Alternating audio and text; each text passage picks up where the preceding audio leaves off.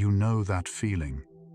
Waking from an afternoon nap and not quite knowing where you are, what time it is, or why everything feels stranger than before you closed your eyes. Tonight, we are going somewhere gentle with that feeling, into the science of the nap, into what your brain is actually asking for when it asks you to rest. Welcome to Psychology for Sleep.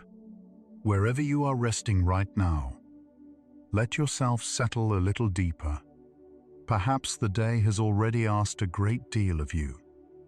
Perhaps your thoughts are still circling, still processing, still running quietly in the background, like a machine that forgot to switch off.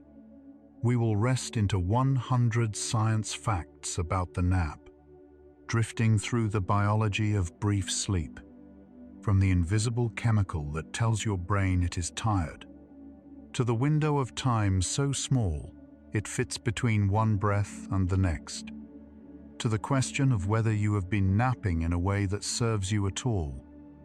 These quiet journeys through sleep science create a space where curious minds can finally set their thinking down. If this gentle exploration of the nap found its way to you tonight, a soft like, a subscribe, or a whispered share creates a pathway for another tired mind to find this place too, and brings us closer to protecting this sanctuary, one sleepy soul at a time. Your presence here matters more than you know. Let yourself settle completely now. Feel your jaw unclench, your shoulders release just a little more than they were a moment ago. There is nothing here that asks to be remembered.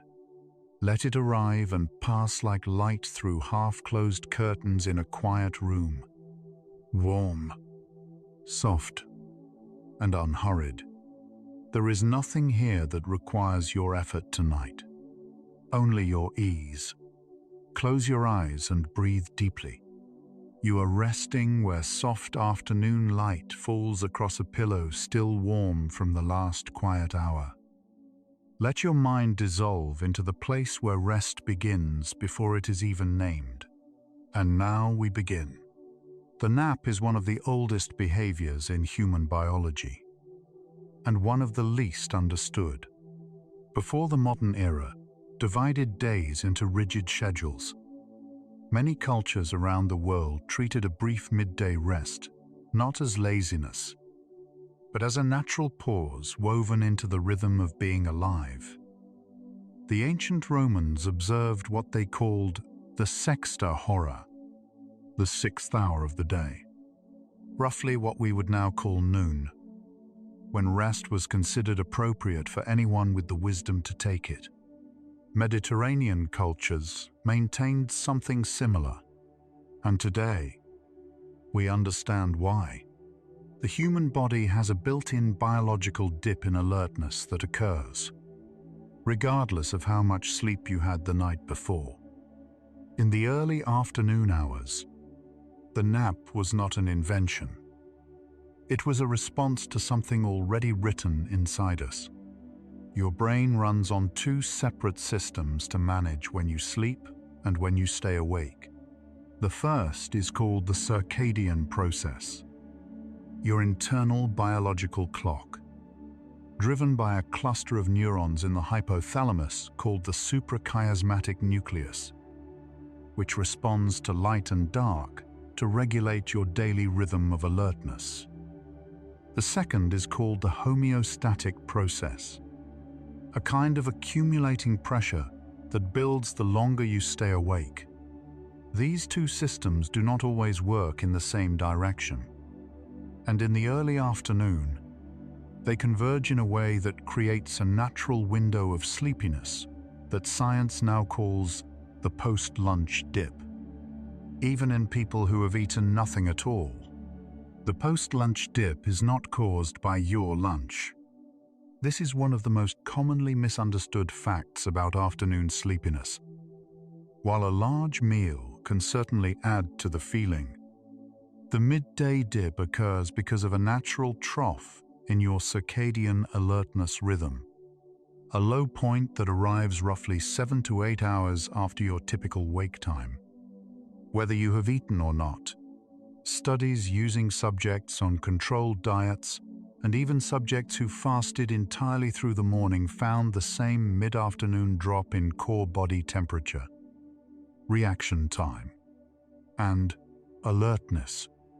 Your biology produces this dip on its own schedule. The meal is simply a passenger. At the center of the homeostatic sleep system is a molecule called adenosine. Every cell in your brain uses a compound called ATP, adenosine triphosphate, as its energy source. As your neurons work throughout the day, they break down ATP, releasing energy. What remains is adenosine. As the hours pass, adenosine accumulates in the spaces between your brain cells. It binds to receptors in regions responsible for keeping you alert and awake, gently suppressing their activity. The longer you are awake, the more adenosine has built up, and the heavier and slower the mind begins to feel. Sleep, even a short nap, allows adenosine to clear. The grogginess of exhaustion is, in a very literal sense, a chemistry problem, and sleep is the solution. Caffeine does not give you energy. What it does is block the adenosine receptors in your brain, preventing adenosine from delivering its message of tiredness. The adenosine is still there, still accumulating, but your receptors cannot hear it. When the caffeine wears off, all that blocked adenosine floods in at once, often creating what many people call a caffeine crash. This is one reason why timing caffeine strategically before a nap can actually improve how rested you feel when you wake. If you drink a small amount of caffeine just before lying down for a 10 to 20-minute nap, the caffeine begins to take effect right around the time you would naturally be waking up, helping lift the mild grogginess that can follow short sleep. It is a simple biological coincidence, gently timed. Sleep is not a single state. Even in a nap lasting 20 minutes, your brain passes through a sequence of stages, each with a different biological purpose. Stage 1 is the lightest sleep, a transition between waking and sleeping, lasting only a few minutes, during which your muscles relax and your eyes move slowly. Stage 2 is a slightly deeper light sleep, characterized by brief bursts of coordinated electrical activity in the brain called sleep spindles. These spindles are associated with memory consolidation and neural maintenance. Stage 3 is deep, slow-wave sleep, harder to reach in a short nap, and the stage most associated with that heavy, disoriented feeling upon waking. Knowing which stage your nap reaches changes everything about what it does for you. The brain begins consolidating memory after as few as 6 minutes of sleep. Research from the University of Dusseldorf found that subjects who slept for just 6 minutes performed significantly better on memory recall tests afterward than subjects who remained awake. This suggests that the very onset of sleep, the moment the brain crosses the threshold from waking into stage 1, initiates memory processes that continue even after waking. It is one of the quieter wonders of neuroscience. The brain does not wait for deep sleep to begin its work. It begins almost immediately. In the first soft minutes of closing down, napping is not equally distributed across the human population, and whether a person naps habitually or rarely has a measurable effect on how their brain benefits from each nap. Research published in scientific reports found that habitual nappers, people who nap at least once per week, showed greater memory consolidation benefits from a nap than infrequent nappers. The mechanism seems to involve how sleep spindles are generated during stage 2 sleep. In experienced nappers, spindle activity was more strongly correlated with memory improvements and appeared more reliably. In this sense, napping is something like a skill.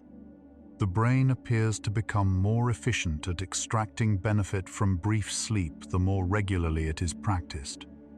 Approximately 47% of people in the United States report that they rarely or never nap. Cultural attitudes toward daytime rest, particularly in societies where productivity is closely tied to personal identity, have made napping feel like a form of failure rather than a biological need. And yet, even among people who resist napping, the afternoon dip still arrives. It cannot be ignored forever. It can only be suppressed, pushed through, or medicated, each of which carries its own quiet cost. The science of napping is, in part, the science of learning to listen to a signal your body has been sending for your entire life. So the nap is already more interesting than it first appears. It is not merely closing your eyes for a few minutes. It is a precise biological event, one governed by molecular chemistry, circadian timing, a neural architecture that is still being mapped by researchers today. The question is not whether napping is useful. The question is how to do it in a way that serves your brain rather than confuses it. And that depends on three things that interact with each other in ways most people never consider: duration, timing, and what was happening in your body before you lay down. The duration of a nap changes its contents in ways that matter enormously.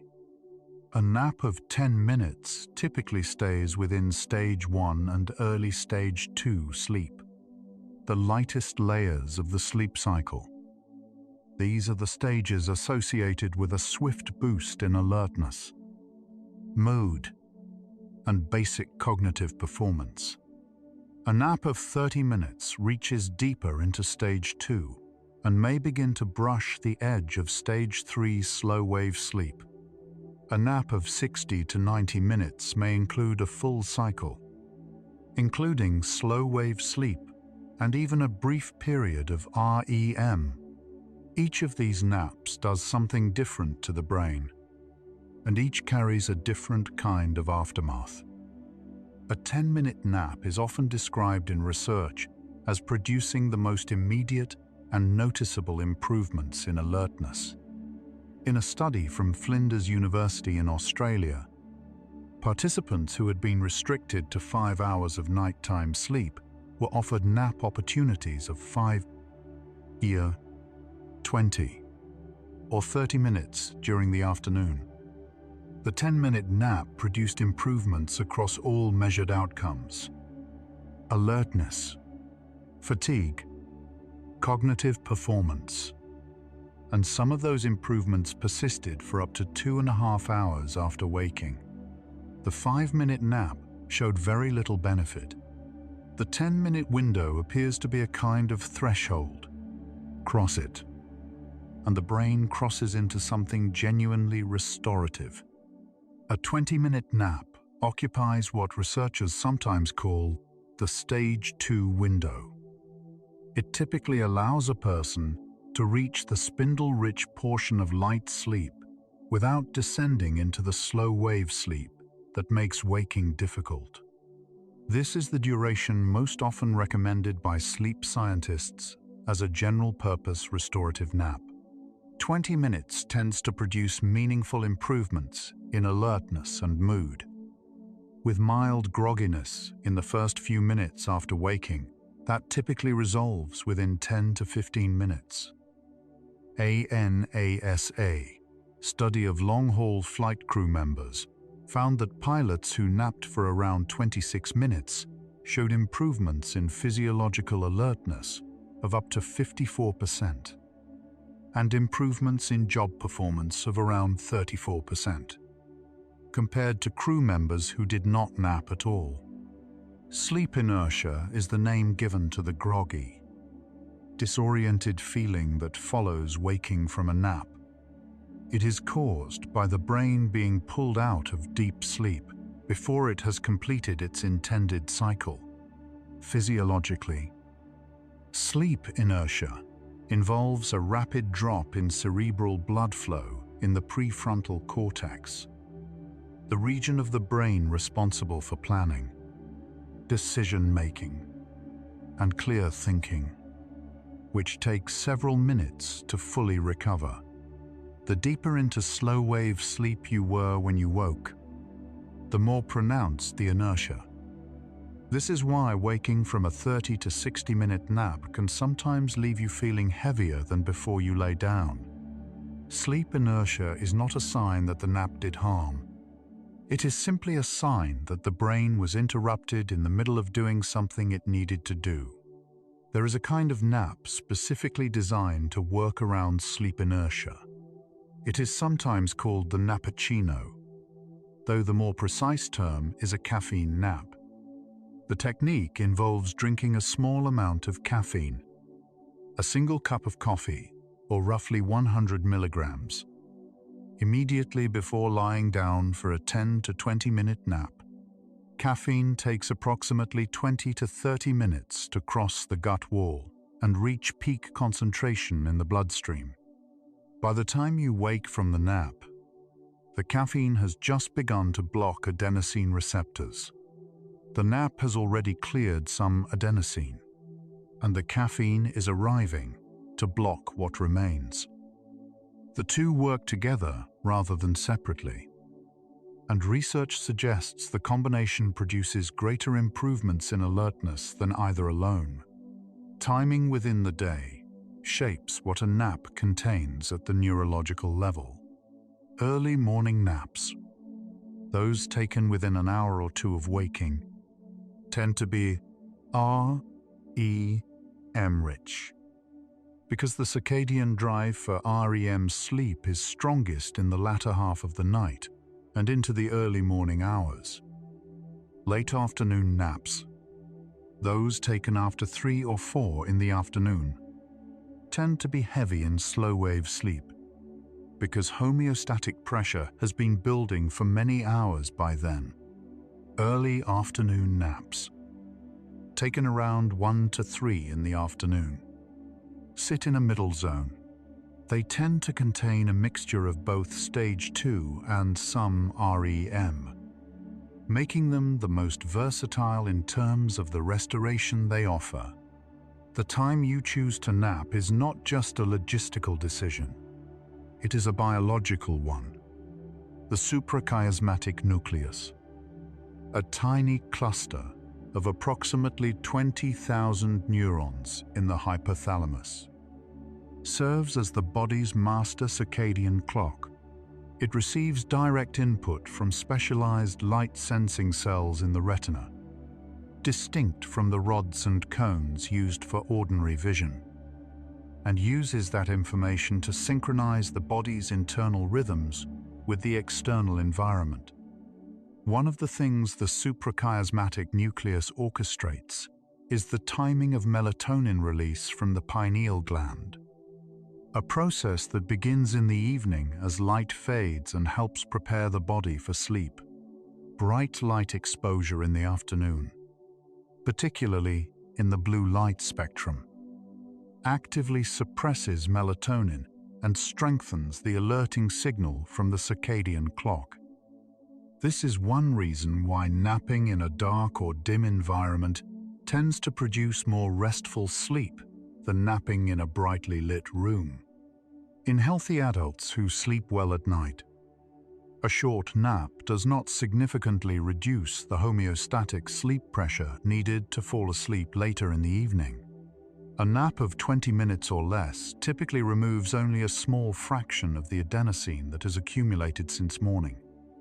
Not enough to meaningfully delay nighttime sleep onset for most people.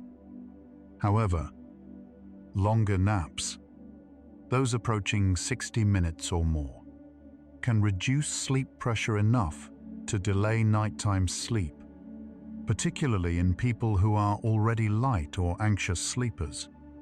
The mathematics of sleep pressure is one of the quieter reasons why duration matters so much.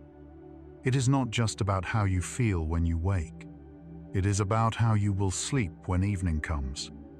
For people who find sleep difficult at night, the relationship with napping becomes more nuanced. Cognitive behavioral therapy for insomnia, known as CBTI, and recognized by the American Academy of Sleep Medicine as the first-line treatment for chronic insomnia, often includes a gentle adjustment of daytime napping as one of its core components. The reasoning is precise. Sleep difficulties frequently involve a weakened homeostatic sleep drive, and napping during the day can sometimes reduce the pressure to sleep at night, which can make it more difficult for the body to settle into its natural sleep rhythm later on. For some people, the nap may quietly be working against the very rest they are seeking, not because rest itself is the problem, but because timing is everything. Napping is not the same experience for everyone, and individual differences in how much benefit a person receives from a nap are real and measurable. Genetics play a role. Variations in genes that regulate adenosine receptors, particularly the gene encoding adenosine deaminase, an enzyme that breaks down adenosine, appear to influence both the depth of sleep a person reaches during a nap and how restorative that nap feels. Some people are natural nappers whose brains efficiently move through the light sleep stages and extract meaningful restoration in minutes. Others find naps leave them feeling groggy and disoriented even after brief durations. Neither is a failure of willpower. Both are expressions of biology. The emotional state before a nap shapes what the nap produces. Research on emotional memory consolidation during sleep has found that both NREM and REM sleep play roles in how emotional experiences are processed and stored. A nap taken during or shortly after a period of emotional difficulty may help the brain begin integrating and gently softening the intensity of that emotional memory. REM sleep in particular, which can appear in naps taken in the early morning or after periods of emotional activation, has been associated with a gradual reduction in the emotional charge of memories, helping them feel less immediate. The nap does not erase what happened. It begins the quiet work of filing it somewhere softer. The hippocampus, the brain region most involved in forming new memories, appears to act like a short-term buffer. It captures new information during waking hours but has a limited capacity before it needs to be cleared and reorganized. Sleep, including nap sleep, facilitates the transfer of information from the hippocampus to the neocortex for longer-term storage, a process called systems consolidation. Research published in 2025 in the journal Neuron found that this consolidation process during NREM sleep is tied to precisely timed oscillations of a molecule called cyclic AMP, a second messenger involved in cellular signaling, suggesting that memory consolidation during sleep follows a narrow biological window that sleep itself opens. Even a brief nap can open that window. The link between napping and learning has been explored in a range of populations, from college students to older adults. One consistent finding is that napping between a period of learning and a period of testing improves performance. In multiple studies, participants who napped after exposure to new material, whether vocabulary, visual patterns, or motor sequences, performed significantly better on tests of recall than participants who stayed awake during the same interval. The improvement is not explained by forgetting in the awake group alone. The nap group actively consolidates, moves material from fragile short-term traces into more stable long-term representations, and arrives at the test with neural circuitry that has already done some of the work. Not all memory benefits equally from a nap. Declarative memory, the kind involved in remembering facts, words, and events, benefits strongly from stage 2 sleep and its associated spindle activity. Procedural memory, the kind involved in motor skills, sequences, and physical coordination, shows different patterns and appears to benefit from a combination of stage 2 and slow-wave sleep. Emotional memory, as mentioned earlier, is shaped most by slow-wave sleep and REM, a nap that includes all 3 types of sleep, typically a full 90-minute cycle, has the broadest restorative effect. But even a 20-minute nap, sitting comfortably in stage 2, does something real and specific for the kind of memory your brain uses most in daily life. So the nap is already more than a rest. It is a biological process with its own internal architecture, its own chemistry, its own timing, and its own rules. The research of the past decade has moved away from treating the nap as a luxury or a supplement and toward understanding it as a fundamental expression of how the human brain manages energy, emotion, and memory over the course of a day. And yet, and this is the heart of what tonight is exploring, the nap is not universally helpful.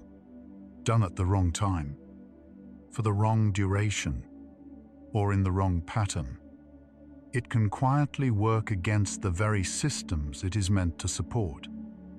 That is the gentle paradox we are moving into together. Softly. Now, let's pause here for a moment. Right now, even as you rest, your brain is sorting through today, quietly deciding what to keep, what to soften, what to let settle somewhere deeper. You are not doing this. It is happening without your effort, without your instruction. Your nervous system has been here before. It knows how to do this. Every breath you take is one more cycle of a process older than memory itself. You do not need to assist it. Simply let it continue. Now we go on. The question of whether napping is good or bad for long-term health has been shaped by a large body of research that initially seemed to offer a clear warning. A comprehensive meta-analysis published in Sleep Medicine in 2024, drawing on over 44 cohort studies and nearly 2 million participants, found that habitual napping was associated with increased risk across several health outcomes, including cardiovascular disease and metabolic disease. Among those napping for 30 minutes or longer, for naps under 30 minutes. However, no such elevated risk was found. And in some analyses, short nappers showed modestly reduced risk of cognitive impairment compared to non-nappers. Duration, it turns out, is not a minor detail. It is the variable that changes the entire picture. There is an important directionality question that researchers continue to investigate in the nap and health literature. Does excessive napping cause poorer health outcomes? Or do underlying health conditions cause excessive napping? The relationship may run in both directions. Conditions such as sleep apnea, heart disease, depression, and early neurodegeneration all tend to produce excessive daytime sleepiness, which can manifest as frequent and prolonged napping. In many large epidemiological studies, it is difficult to fully separate the napping behavior from the underlying condition driving it. What is becoming clearer is this: excessive and increasing daytime sleepiness in middle or older age, particularly when accompanied by longer naps, may be worth discussing with a healthcare professional, not because napping itself is necessarily harmful, but because it may be carrying a message that deserves attention. A study presented at the SLEEP 2025 annual meeting, one of the most recent large-scale examinations of nap behavior, analyzed actigraphy data from over 86,000 middle to older aged adults in the UK Biobank, following them for up to 11 years. The research found that longer naps, greater day-to-day variability in nap duration, and a higher proportion of naps occurring around midday and early afternoon were all associated with greater mortality risk. What stood out was not merely that long naps correlated with higher risk, but that irregular napping, naps that varied widely in timing and length from day to day, appeared to carry its own signal: consistency in nap behavior, not just duration, seems to matter. The nap and cognition relationship tells a different and more reassuring story. Research consistently finds that habitual short napping is associated with preserved cognitive function in older adults, including better memory, orientation, and executive function. One longitudinal study following over 3,000 older adults across 5 years found that those who napped 5 to 7 days per week showed nearly half the cognitive decline of non-nappers over the same period. The protective association held even after accounting for other lifestyle factors. The researchers did not conclude that napping prevents cognitive decline. The direction of causality remains an open question. But the association between short, regular napping and maintained cognitive function across aging is one of the more consistent findings in the recent sleep literature. Nap timing and its relationship to Alzheimer's disease pathology is an area of particularly active research. A study published in Nature's Communications Medicine in June 2025 examined napping patterns in over 900 older adults and found that more morning naps, those occurring between 9 and 11 in the morning, were associated with higher Alzheimer's risk. Meanwhile, more early afternoon naps, those occurring between 1 and 3 in the afternoon, were associated with lower levels of Alzheimer's pathology when examined in post-mortem brain tissue. The finding is preliminary and requires further replication, but it suggests something worth noticing: that not only duration but timing of the nap within the day may have implications for brain health across decades. One of the habits most consistently associated with disrupted nighttime sleep is napping too late in the afternoon or early evening. A nap taken after 3 in the afternoon falls during a period when the circadian alertness signal is beginning to strengthen in preparation for the evening wake window. the biological mechanism that keeps most adults alert enough to function through the evening hours before sleep pressure finally wins. A nap taken in this window can reduce the homeostatic sleep pressure that is needed to fall asleep at the desired bedtime. The result, for many people, is a delayed sleep onset, a shorter night, and a morning that begins already in deficit. The late afternoon nap is one of the most common timing adjustments that sleep researchers suggest when nighttime sleep is not going well. The relationship between napping and nighttime sleep quality is bidirectional and self-reinforcing. Lighter nighttime sleep increases daytime sleepiness, which increases the urge to nap. A long or poorly timed nap reduces nighttime sleep pressure.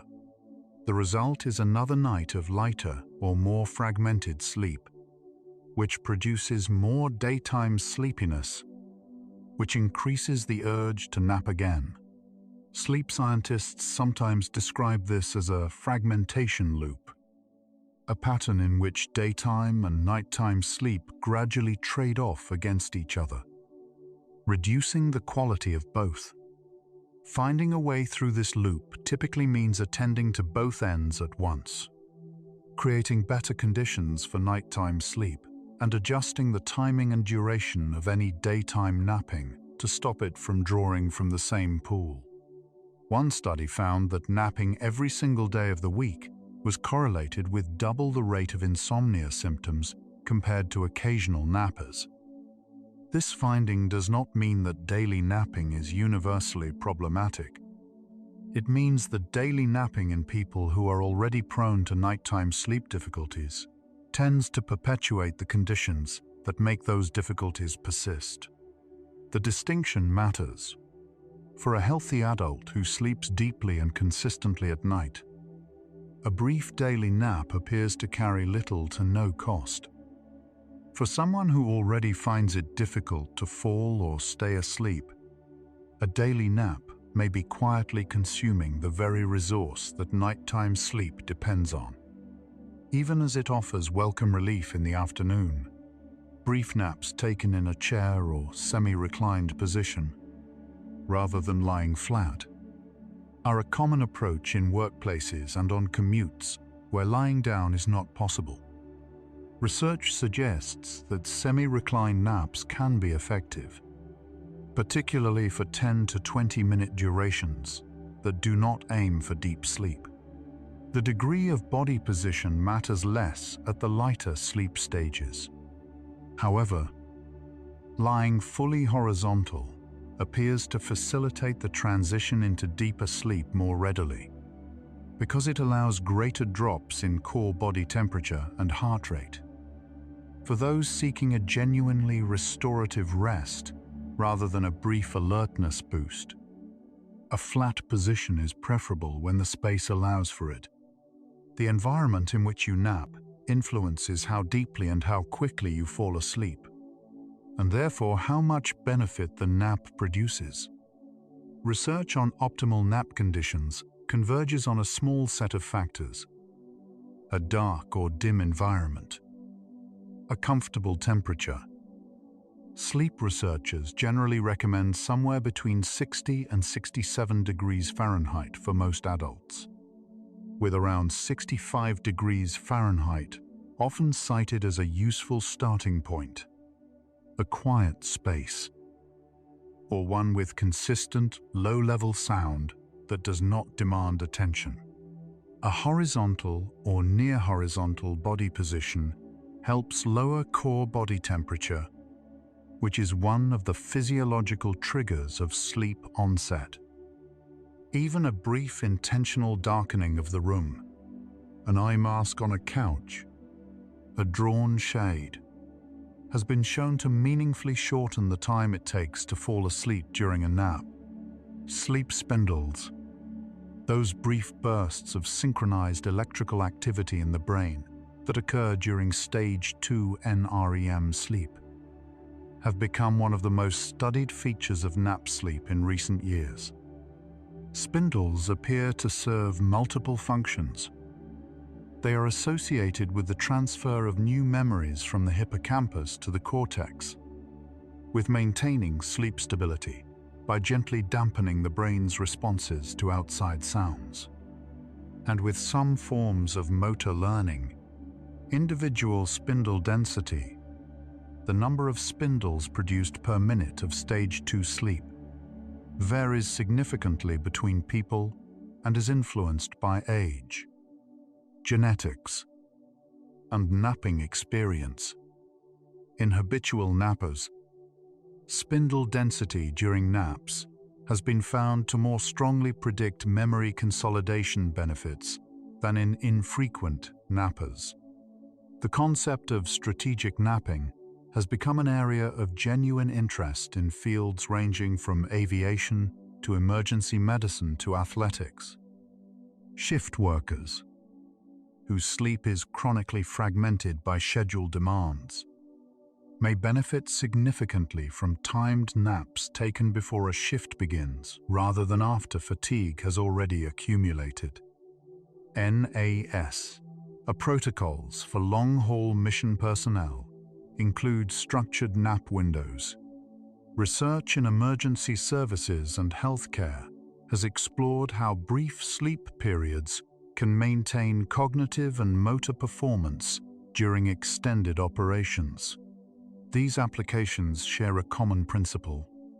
The nap is most effective when it is planned, timed deliberately, and offered to the body before the deficit becomes deep rather than after it has already arrived. Age changes the nap in measurable ways. In infants and young children, multiple sleep periods per day are the biological norm. The brain is not yet capable of consolidating all its sleep into a single nighttime episode.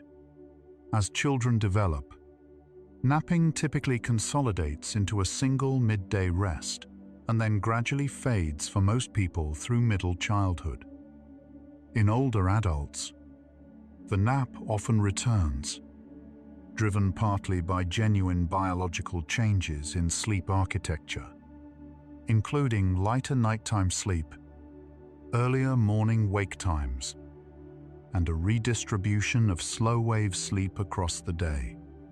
In healthy aging, a brief afternoon nap appears to be a natural and appropriate response to real biological shifts. The difficulty arises when the nap begins to crowd out or replace nighttime sleep rather than complementing it. The culture of napping varies widely across the world, and some of the most instructive data on napping and health comes from populations where daytime rest is normative. Across several Southern European and East Asian cultures where short midday rest is common, researchers have found patterns consistent with restorative napping. Relatively brief durations, consistent early afternoon timing, and integration with rather than substitution for nighttime sleep. In cultures where napping carries social stigma, people may resist the midday dip until it becomes overwhelming, leading to longer and more disorganized nap attempts. The science suggests that the most sustainable version of napping looks less like collapsing in exhaustion and more like a quiet, deliberate act taken at a known time, for a known duration. The history of napping is, in many ways, a history of listening. Cultures that built rest into the structure of the day were not being indulgent. They were following something the body had been signaling long before the language for it existed. The science we now have, the adenosine curves, the circadian dip models, the spindle counts, is simply the formal vocabulary for something that bodies have always known. The afternoon asks for a pause. The question that sleep research keeps returning to is not whether to honor that request, but how. Just notice where your mind is right now. Still here. Still with me. Take a slow breath. We are moving through the science of rest together. You and I, and everyone else settling into this quiet hour. There is nothing to solve tonight. Just the gentle unfolding of what the brain does when you finally let it be still. Let's drift onward together. There is a form of nap that most people have experienced without realizing it has a name.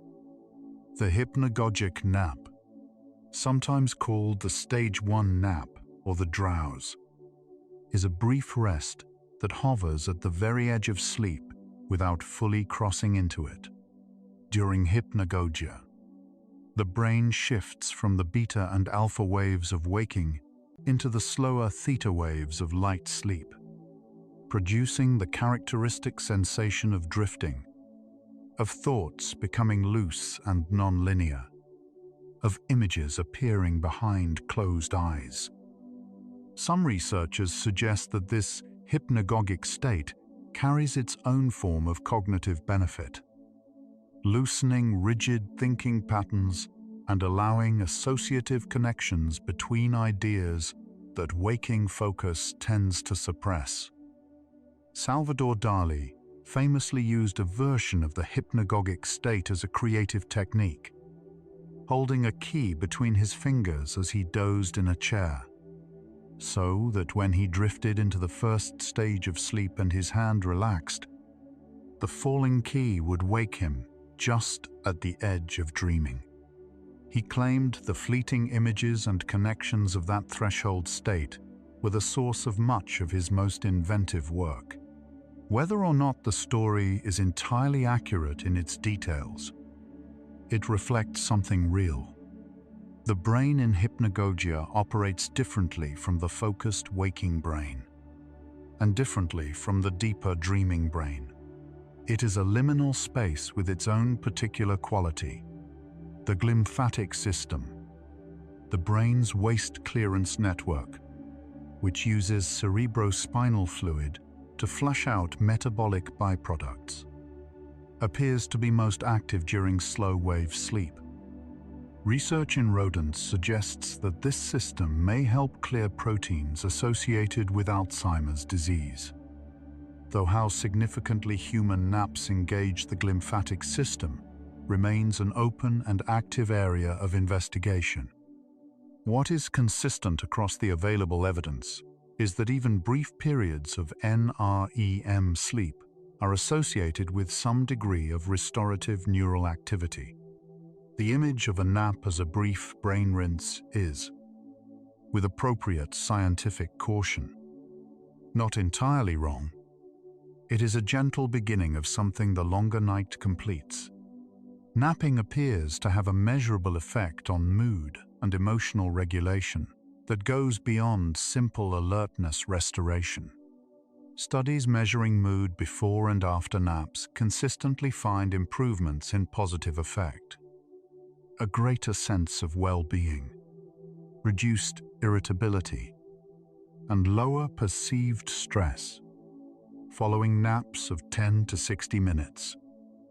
The mechanism likely involves the restorative effect of sleep on the prefrontal cortex and the amygdala, the regions most involved in emotional processing and self-regulation. A tired prefrontal cortex finds it more difficult to manage the reactivity of the amygdala. A brief nap helps restore that balance. The afternoon that follows a well-timed rest tends to feel, in a real neurological sense, more manageable. There is an interesting asymmetry in how the brain processes the day during naps versus during quiet waking rest. During quiet waking rest, simply lying down with eyes closed but not sleeping, the default mode network of the brain remains active, continuing to process and replay emotional and autobiographical memories. During even a brief sleep, this network partially disengages from conscious processing, and a different pattern of neural activity takes over. This shift may be one of the reasons why a genuine nap, even a short one, tends to feel more restorative than the same amount of time spent simply resting with eyes closed. The brain does something in sleep that it does not do in quiet wakefulness. Cortisol, the primary stress hormone, follows a distinct daily curve, rising in the first hour after waking to promote alertness and then gradually declining across the day. Sleep, including nap sleep, tends to gently reduce cortisol output. Research examining neuroendocrine responses to a restricted night of sleep found that a midday nap of 30 minutes helped restore hormonal profiles closer to normal, partially softening the cortisol disruption produced by the short night. This suggests that napping has effects not just on neural performance but on the hormonal environment of the body, on the chemistry of stress and recovery, at a level that extends well beyond feeling alert.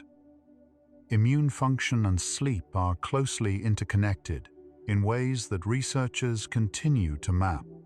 During NREM sleep, the body increases production of cytokines, signaling proteins that coordinate immune responses, and consolidates immunological memory, much as it consolidates cognitive memory. Sleep deprivation is well established as a suppressor of immune function. Whether brief daytime naps meaningfully support immune activity in otherwise well-rested adults is less fully understood. But studies examining immune responses in people who took a short nap following partial sleep restriction found evidence of partial restoration of immune markers compared to non-napping controls.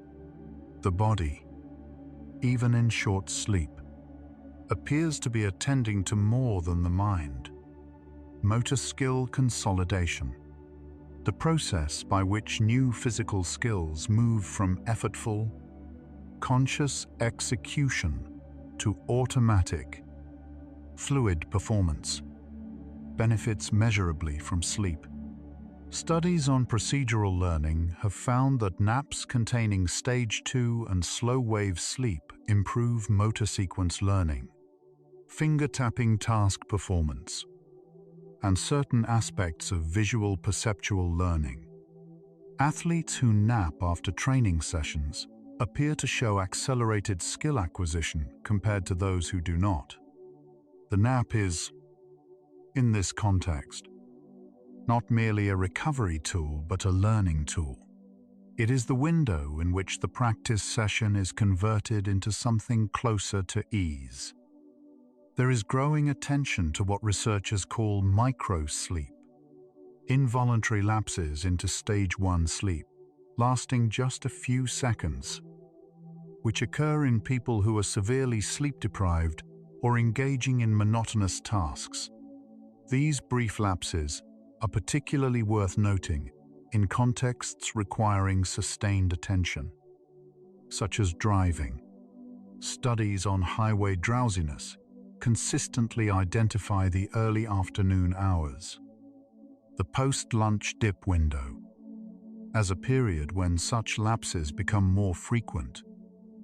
A voluntary, deliberate 10-minute nap taken before a long drive has been shown in multiple studies to significantly reduce the frequency of these involuntary lapses. The nap offered to yourself with intention can gently prevent the uninvited drowsiness that arrives when the brain has simply run out of time to wait. Halfway through this quiet journey, a pattern has emerged. The nap is not a single thing. It is a spectrum, from the barely crossed threshold of hypnagogia to the light and spindle-rich stage 2, to the deep slow-wave sleep that takes the brain somewhere close to where it goes at night. Each part of this spectrum does something real and different. Each part interacts with timing, with duration, with the body's chemistry, and with the history of the night before. The question of whether napping helps or disrupts is not a question with a universal answer. It is a question about which nap, taken when, in which body, for what purpose. And as the evening deepens, we are going to move into that answer together. Every cell in your body right now is part of a continuous process of renewal. The cells that make up most of your tissues are gradually replaced, one by one, across months and years, in a process so quiet you never notice it happening. You are, in a very real sense, not the same body you were 7 years ago, and yet something persists, something continuous. Tonight is one moment in that long, slow unfolding. The rest you are taking right now is part of that ancient process, not separate from it. Your body has been doing this far longer than the day has been long, and we continue. The ideal nap is not a universal prescription. It varies by age, by prior sleep, by circadian chronotype, by the specific cognitive or physical task that precedes or follows it. Morning chronotypes, people whose natural peak alertness falls early in the day, tend to show the strongest response to early afternoon naps. Evening chronotypes, those whose alertness peaks later, may find slightly later rest windows more comfortable.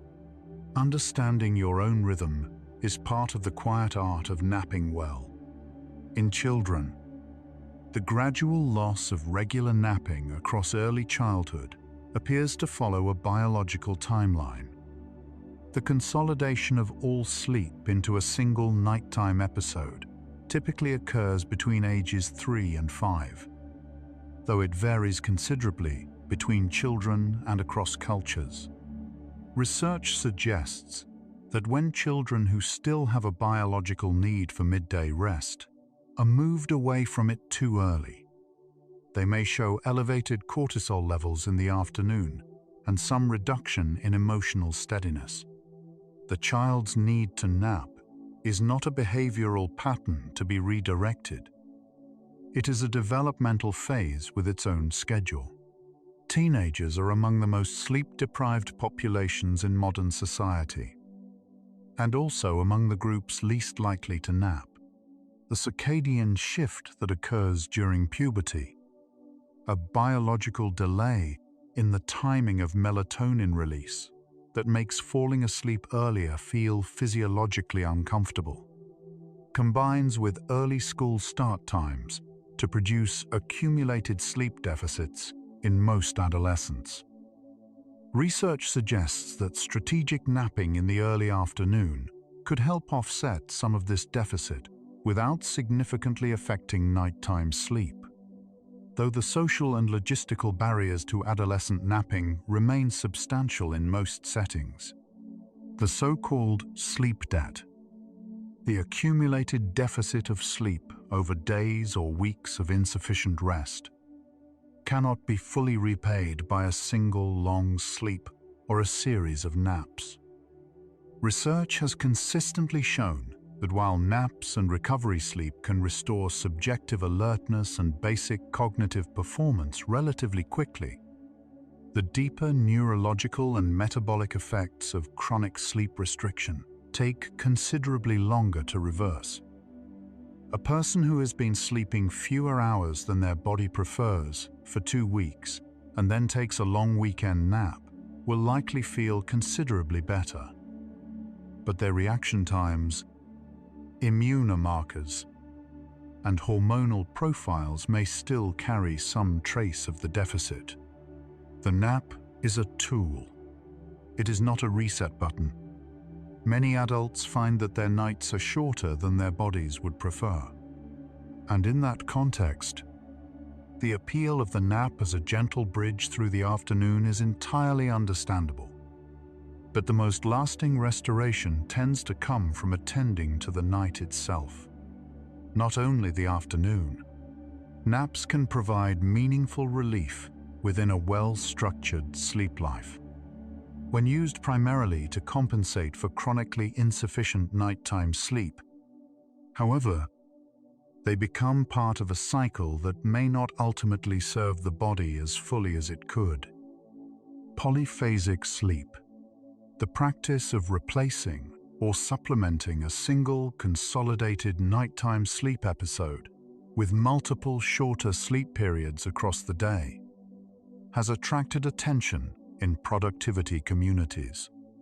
The evidence for polyphasic schedules as a sustainable and broadly safe alternative to consolidated nighttime sleep for most adults is not well established. Studies examining more extreme polyphasic schedules suggest that while some adaptation occurs, circadian biology remains oriented toward a consolidated nighttime phase in ways that brief nap segments alone cannot always satisfy. The brain appears to benefit from sustained periods of slow wave and REM sleep that short nap intervals cannot always fully provide. There is a quality of rest that happens in the minutes just before sleep that is not quite waking and not quite sleeping. The brain in this state produces unusual combinations of memory fragments, loosely associated images, and theta wave activity, similar to what is seen in meditation.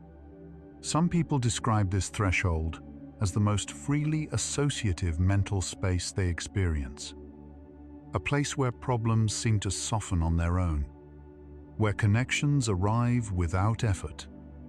It passes quickly, replaced by the orderly progression of the sleep cycle. But it is worth knowing it exists, and worth not rushing through it. The role of dreaming in nap sleep is often overlooked. Most short naps do not produce the REM sleep in which vivid dreaming typically occurs. But naps taken in the early morning or during periods of emotional activation may include brief bursts of REM. When they do, the content of those dreams appears to draw on recent experience in ways consistent with what is known about overnight dreaming, processing emotional memories, combining recent experiences with older knowledge, and producing the kind of novel associations that the resting mind tends to find more easily than the working one. A nap with a dream is, neurologically, a somewhat different experience than a nap without one. The body's core temperature drops in preparation for sleep, both nighttime sleep and nap sleep. This is one of the most consistent physiological signatures of sleep onset. When you lie down in a quiet room, blood flow increases to the hands and feet as heat dissipates from the core. Body temperature falls by approximately 2 degrees Fahrenheit over the transition to sleep.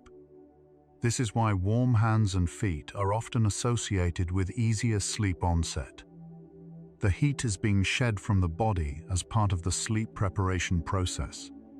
A cooler room supports this process. Warmth in the extremities, paradoxically, signals that the core is doing exactly what it needs to do. For shift workers, a population comprising roughly 20 to 25% of the workforce in the United States, the relationship with napping is especially layered. Rotating shifts disrupt both the circadian clock and the homeostatic sleep system in ways that make neither daytime nor nighttime sleep fully satisfying. Strategic napping before a night shift begins. A practice sometimes called prophylactic napping has been studied extensively in healthcare, aviation, and emergency services contexts. A nap taken in the late afternoon before a night shift can partially offset the circadian misalignment of working through the biological night, helping to keep alertness and attention more steady during the early morning hours when performance tends to be at its lowest. The environment of the nap extends to the social and psychological, feeling safe enough to sleep, trusting that the space is quiet, that interruptions are unlikely, that there is no urgent need to remain vigilant, is a precondition for efficient sleep onset that is often overlooked in discussions of nap technique. The autonomic nervous system must shift from a sympathetically activated alert state toward a parasympathetically dominated resting state before sleep can begin. Anxiety, hypervigilance, or the sense that rest is somehow not permitted all work against this shift. Giving yourself genuine permission to rest, not just the intention to rest, is, physiologically, part of what makes a nap work. The relationship between napping and cardiovascular health remains an area of active inquiry. Earlier observational studies raised concerns about associations between habitual long napping and elevated blood pressure and cardiovascular risk. More recent analyses have suggested that the relationship is significantly shaped by duration. Naps under 30 minutes show no such association in most studies, while naps of 60 minutes or more carry the associations more consistently. The picture is further complicated by the directionality problem. Cardiovascular conditions tend to produce fatigue and sleepiness, making it difficult to know whether the napping or the underlying health is the primary variable. What is clear is that duration matters, and that short naps occupy a different category than long ones. Some of the most interesting recent nap research has examined what happens in the brain during the transition from waking to sleeping. Not the nap itself, but the crossing over. Studies using high-density electroencephalography have found that sleep onset is not a uniform event across the brain. Different cortical regions disengage from waking patterns at different rates during the transition. Some areas enter the early stages of sleep, while others are still processing sensory input. The brain does not turn off all at once. It dims, region by region, in a sequence that varies with the individual and with the conditions of the nap. Sleep is not a switch. It is a gradient. The timing sensitivity of the memory consolidation window during naps has been examined in studies that varied the delay between learning and napping. Results suggest that napping shortly after new learning, within 60 to 90 minutes, tends to produce stronger consolidation benefits than napping several hours later. The hippocampus appears to be most active in replaying and transferring new memories during the early period following their encoding. A nap that arrives while the memory traces are still fresh and active in the hippocampal system has the best opportunity to carry them forward.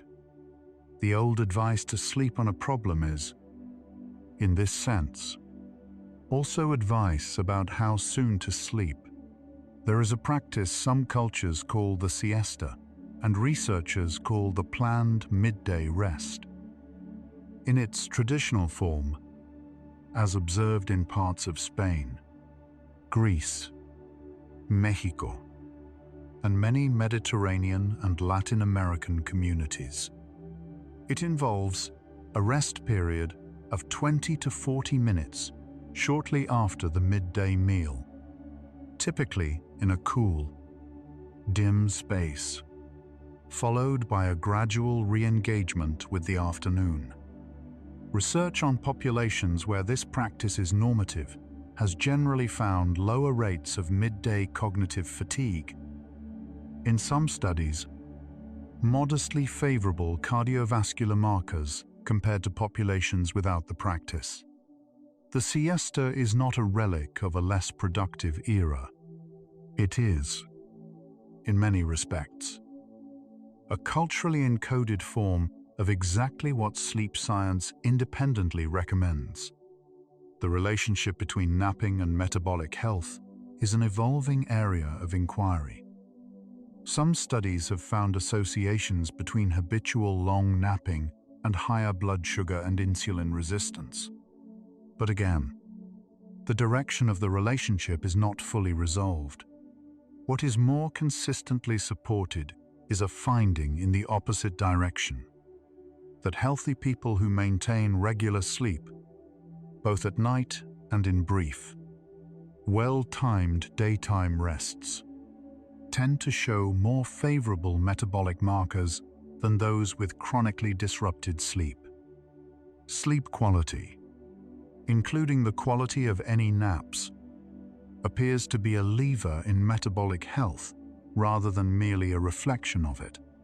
The discovery that NREM sleep and REM sleep contribute complementary functions to memory consolidation has refined how researchers think about which nap types serve which purposes.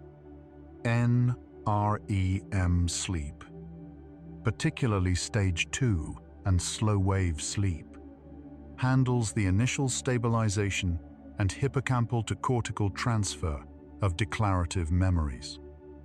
REM sleep appears to integrate new memories with older knowledge structures, creating the kind of flexible, generalized understanding that allows information to be used in new situations. A short nap that touches stage 2 alone helps stabilize what you have just learned.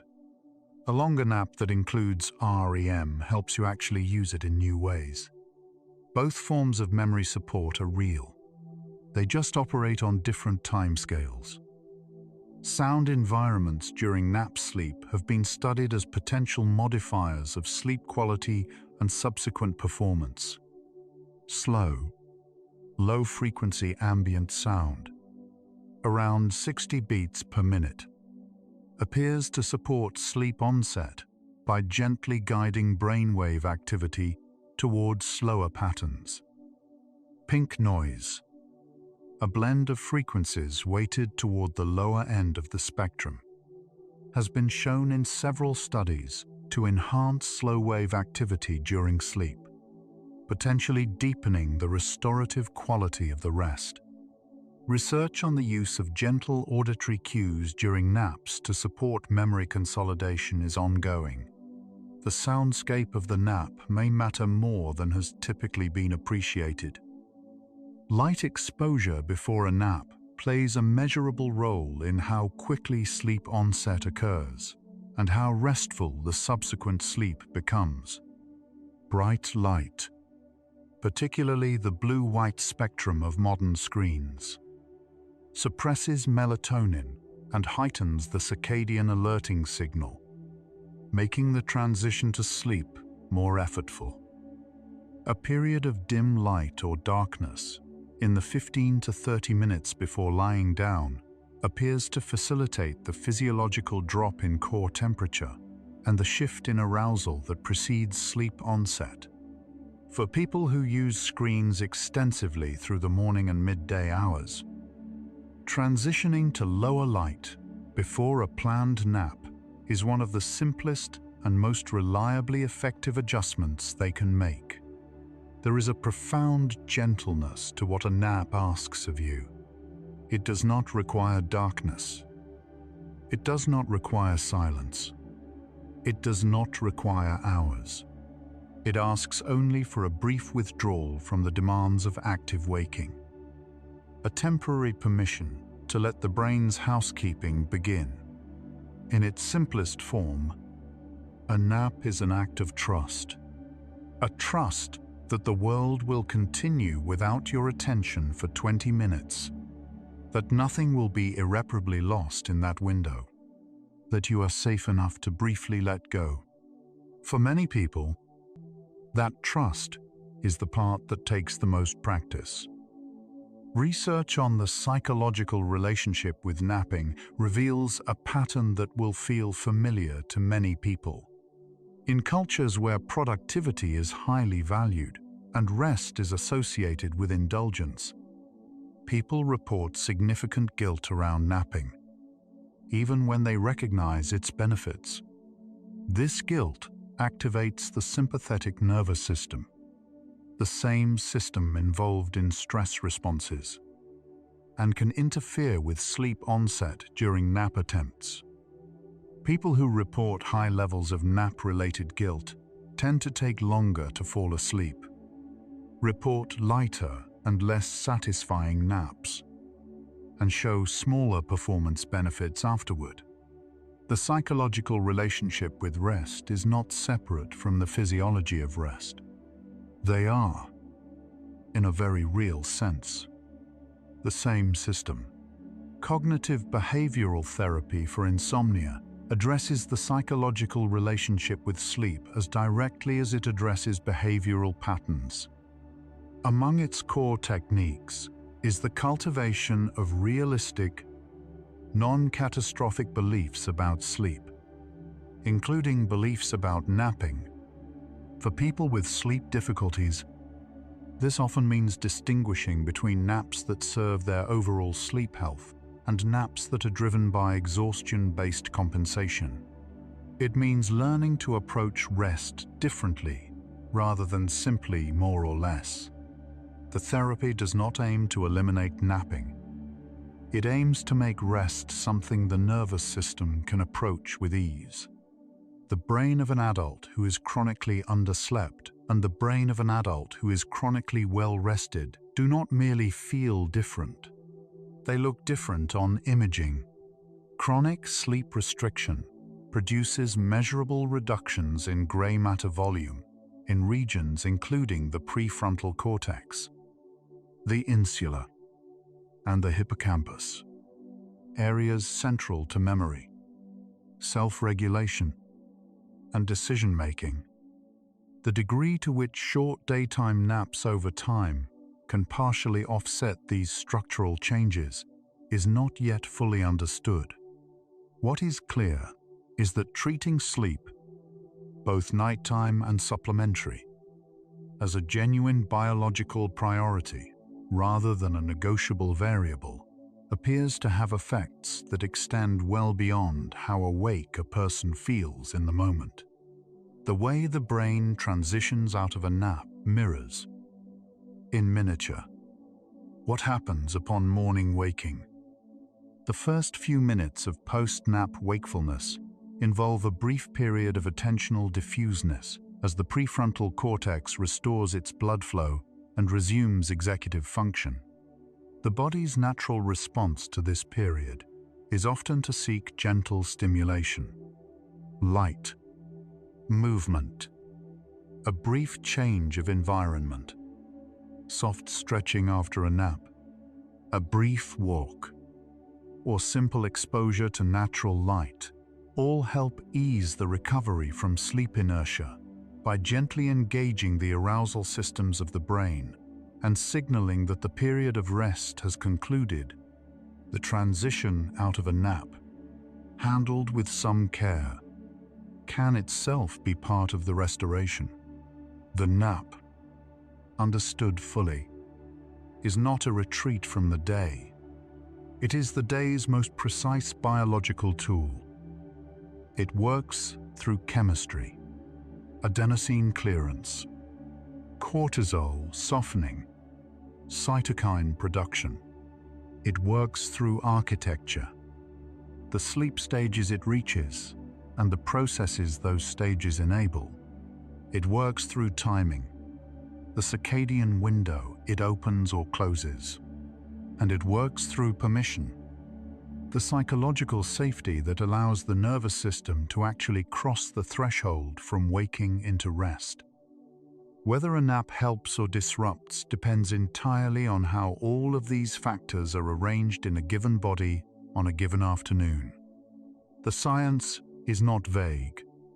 The answers are specific, and the specifics as we approach the quiet end of this night's journey, are beginning to feel less like information and more like something gentler, something that belongs to rest itself. Sleep does not arrive when you try to force it. It arrives when you stop trying. This is not a metaphor. It is a physiological description of what happens when the vigilance system finally releases its hold and the sleep-promoting regions of the hypothalamus are allowed to do their work. The trying is the obstacle. You are almost there now. Let everything be as unhurried as it needs to be. We continue with the final facts.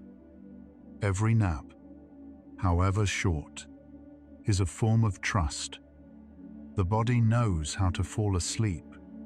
It has known how to do this longer than memory. The only thing that slows it, most of the time, is the part of us that keeps watching to see if it is happening. The chemistry of sleepiness is ancient. Adenosine, the molecule that accumulates with every waking hour, is one of the oldest signaling molecules in biology. It exists in organisms far simpler than the human brain. The urge to rest, when the work is done, is not a sign of weakness. It is one of the most preserved messages in the history of life. A 10-minute nap taken at the right moment can improve alertness for over 2 hours. Not because 10 minutes is a long time, but because the brain, given even the briefest permission to cross into sleep, begins doing immediately what it does best, restoring what the waking hours have slowly, gently worn away. The body drops its temperature on the way into sleep. The hands warm, the core cools. Something releases. Scientists measure this as a shift in thermoregulation. But in the experience of it, it feels like setting something down, like the body deciding, very quietly, that it has been holding enough for now.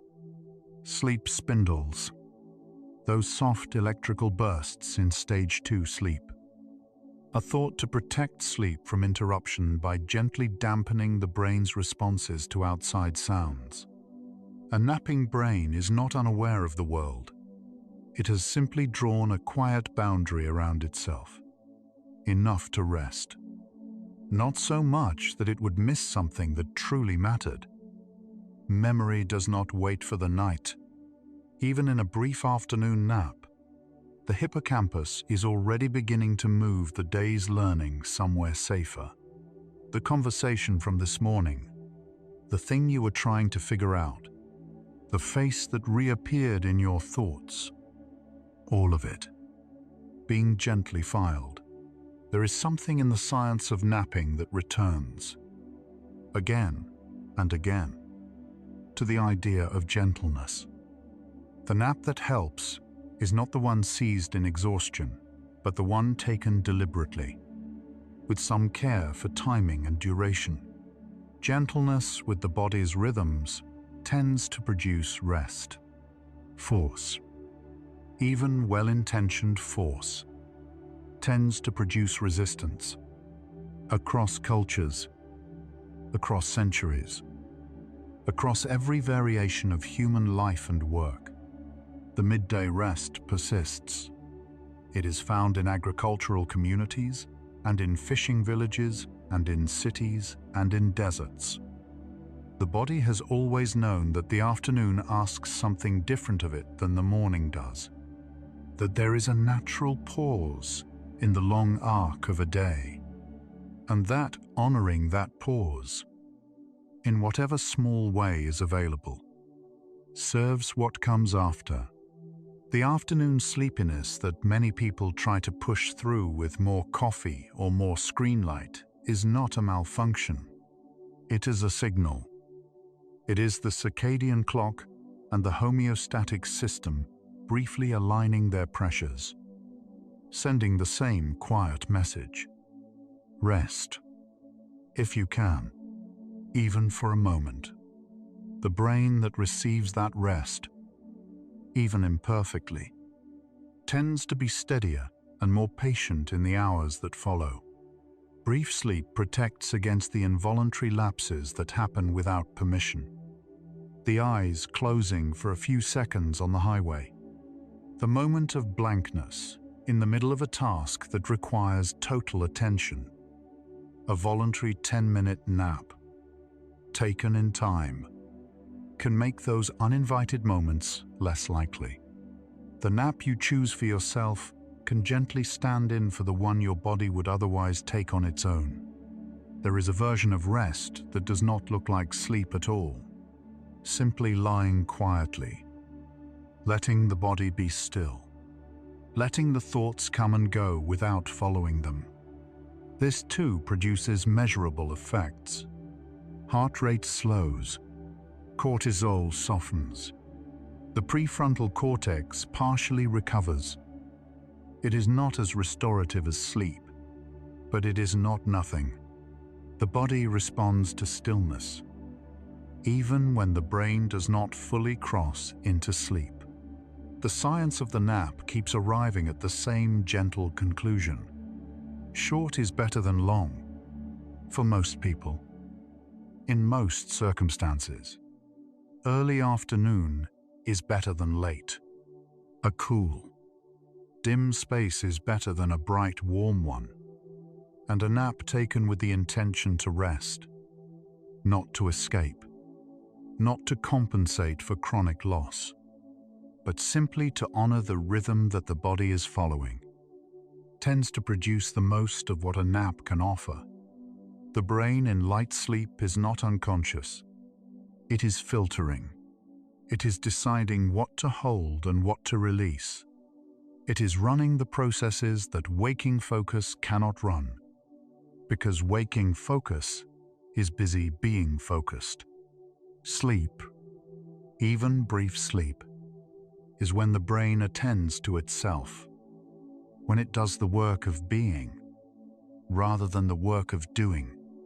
REM, sleep, when it arrives in a nap, tends to bring with it a loosening of rigid mental frames.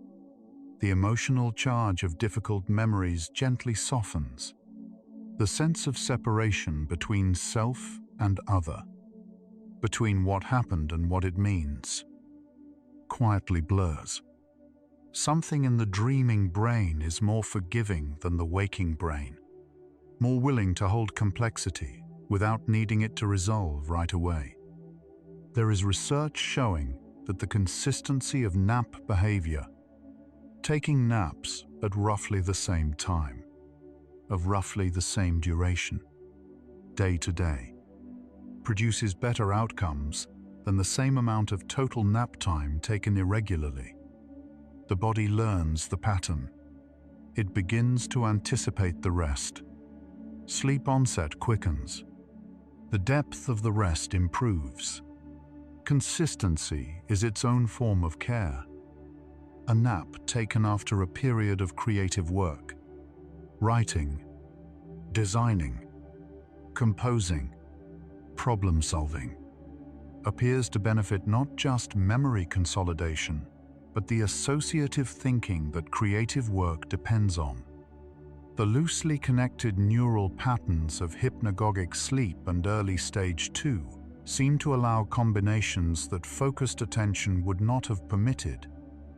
Some of the most interesting ideas arrive in the early minutes of waking from a nap, before full executive function has fully reasserted itself. The immune system conducts much of its work during sleep, including nap sleep. Cytokines, the signaling proteins that coordinate immune responses, are produced in greater quantities during NREM sleep.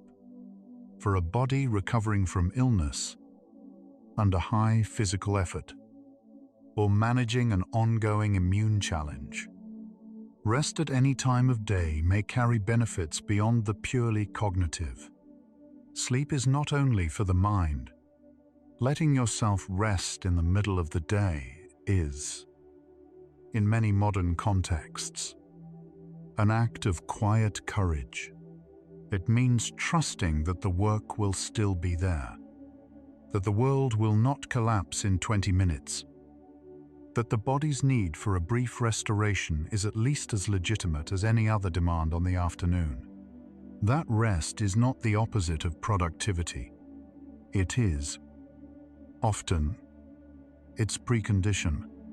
The science of the nap does not ultimately ask you to become a perfect napper.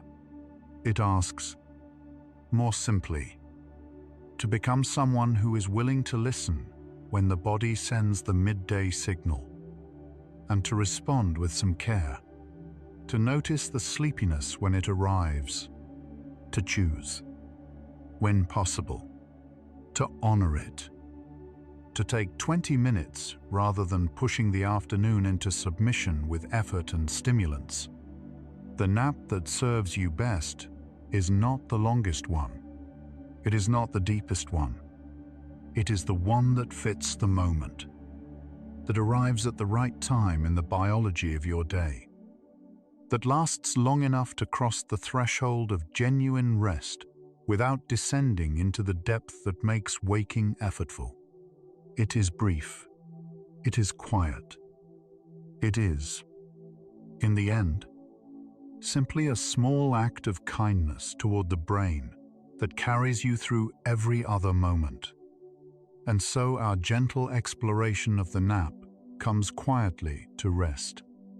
We began with the post-lunch dip, that natural biological trough that arrives regardless of what you have eaten. Written into the body by the circadian clock and the slow accumulation of adenosine since morning, we learned that the 6-minute threshold, the moment the brain crosses into sleep and begins its memory consolidation work, can arrive in less time than it takes to brew a cup of tea. And we arrived, through all the research, at a truth that is both scientific and very human, that the wrong nap, taken at the wrong time, for too long, can genuinely work against you. But the right nap, brief, timed, offered with some care, is one of the quietest and most reliable acts of restoration available to us. Not a retreat, a recalibration. That question we began with, could your nap habits be working against you, has an honest answer. Sometimes. For some people, yes. And a gentler answer, they do not have to. The nap reminds us that the body does not operate in a straight line across the day. It pulses. It has rhythms within rhythms. Much of the most important work, the memory filing, the adenosine clearing, the emotional softening, happens in the quiet intervals, in the pauses between the things we think of as important. The nap reveals that rest is not separate from the day's work. It is woven into it. In these final minutes, take the deepest breath you can. As deep as possible, think about what we have learned tonight. That the brain does its most intricate work not in effort, but in release. That the most intelligent thing a mind can sometimes do is become very still. You are not separate from that intelligence. You are made of it. Let your entire being dissolve now into the soft warmth of this moment, into the amber quiet of a room that holds you without asking anything in return, into the particular heaviness of a body that has done enough today. Prepare for deep sleep. No boundaries left, only peace. Tonight's gentle journey through the science of your own afternoon may have settled something that was quietly waiting. A soft like, a subscribe, or sharing this with one other tired mind could carry that same quiet into their evening too. That is what this is for. The science has been spoken. The adenosine question has been answered. There is nothing left to tend to tonight. You can set everything down now. You have traveled inward tonight, through the quiet corridors of your own biology, through the chemistry that has been running since you woke this morning, through the architecture of rest that the brain has been building since the first afternoon of your life. That journey is complete. You can allow these thoughts about napping to fade now, like the warmth of a sunlit room slowly cooling toward evening. Not gone, simply no longer needed, leaving only the calm, unheld stillness behind. Let your breathing deepen. Let your body feel heavier, as if the slow, patient weight of a long day is being received by the mattress, fully, without resistance, and is simply holding you. If sleep comes, let it carry you the way adenosine clears during rest. Not with force, not with rush, but with the quiet inevitability of a chemistry that has always known how to do this. Into a realm where time and weight no longer matter. If your eyes are still open, the next video is waiting for you, ready to continue the journey. But if they are closed, stay there. Stay in the darkness that feels safe and warm. Tomorrow, your circadian rhythm will still be turning. The midday dip will still arrive at its appointed hour, as it always has. But tonight belongs to stillness. Rest well, sleepy soul. And remember, the most restorative thing you did today may have been learning how to let go. Good night.